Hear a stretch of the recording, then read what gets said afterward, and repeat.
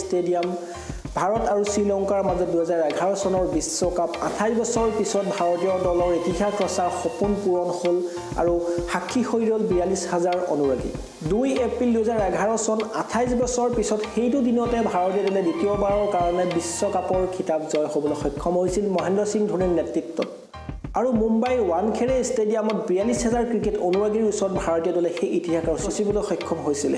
তেতিয়াহ'লে নমস্কাৰ বন্ধুসকল মই উৎপল আৰু আপোনালোকে চাই আছে মোৰ ইউটিউব চেনেল আজি এটা নতুন ভিডিঅ'লৈ আপোনালোকৰ ওচৰত পুনৰবাৰ আহিছোঁ আশা কৰিছোঁ আজি ভিডিঅ'টো আপোনালোকে শেষলৈকে চাব কিয়নো আজি কথা পাতিবলৈ গৈ আছোঁ আজি হ'ল 2 এপ্ৰিল আৰু 2011 চনৰ 2 এপ্ৰিল তাৰিখে ভাৰতীয় দলে দ্বিতীয়বাৰৰ কাৰণে বিশ্বকাপৰ খিতাপ নিজৰ নামত কৰিবলৈ সক্ষম হৈছিল আৰু সেইকাৰণে ভাবিলোঁ আজি ভিডিঅ'টো লৈ আহোঁ 2011 চনৰ বিশ্বকাপৰ ফাইনেল খেলখনত ভাৰতীয় দলে শ্ৰীলংকাৰ বিপক্ষে কেনেকৈ ৰান চেছ কৰিবলৈ সক্ষম হৈছিল সেই ইনিংছটোৰ বিষয়ে আজি কথা পাতিম ভাৰতীয় দলৰ তেতিয়াহ'লে বন্ধুসকল ভিডিঅ'টো যথেষ্ট ইণ্টাৰেষ্টিং হ'ব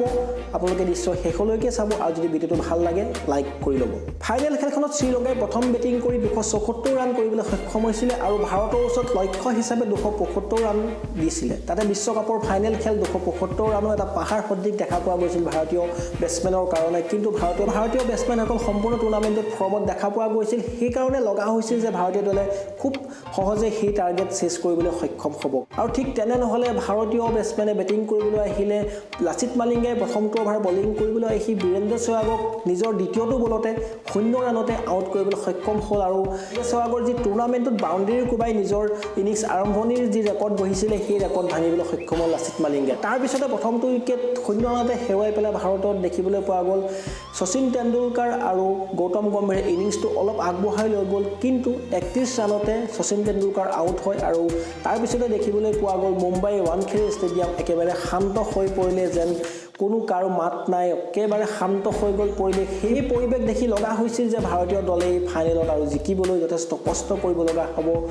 কিন্তু ঠিক তেনেই কষ্ট হ'ল তাৰ পিছতে বিৰাট কোহলি বেটিং কৰিবলৈ আহিলে বিৰাট কোহলিয়ে গৌতম গম্ভীৰে মিলি পেলাই ভাৰতক 100 ৰানৰ যি দেউলা 100 ৰানত পাৰ্টনাৰশ্বিপ কৰি পাৰ কৰাবলৈ সক্ষম হ'ল আৰু 114 ৰানতে দলীয় স্ক'ৰ বিৰাট কোহলিয়ে ব্যক্তিগত 35 ৰানতে আউট হয় কিন্তু আন এটা ফালে গৌতম গম্ভীৰে দৃঢ়তাৰে বেটিং কৰি আহিছিলে আৰু তেওঁ ভাল শ্বট খেলি ৰান কৰিবলৈ সক্ষম হৈছিলে কিন্তু 114 ৰানতে তিনিটা উইকেট হেৰুৱাই পেলাই ভাৰতীয় দল যথেষ্ট প্ৰব্লেমত পৰিছিল কিন্তু তেতিয়াও প্ৰয়োজন আছিলে 161 ৰানৰ ভাৰতীয় দলক সেই বিশ্বকাপৰ খিতাপ জয় হ'বলৈ তেনেতে দেখিবলৈ পোৱা গ'ল ভাৰতীয় দলৰ অধিনায়ক মহেন্দ্ৰ সিং ধোনী ষ্টেডিয়ামৰ ভিতৰলৈ আহিলে বেটিং কৰিবলৈ কিন্তু বহুতো প্ৰশ্নৰ অৱতাৰণা হৈছিল সেই সময়ছোৱাত কিয়নো সম্পূৰ্ণ টুৰ্ণামেণ্টত দেখিবলৈ পালোঁ অলৰাউণ্ড প্ৰদৰ্শন কৰিছিলে যুৱৰাজ সিঙে তেওঁ যি প্ৰদৰ্শনৰ কাৰণে ভাৰতীয়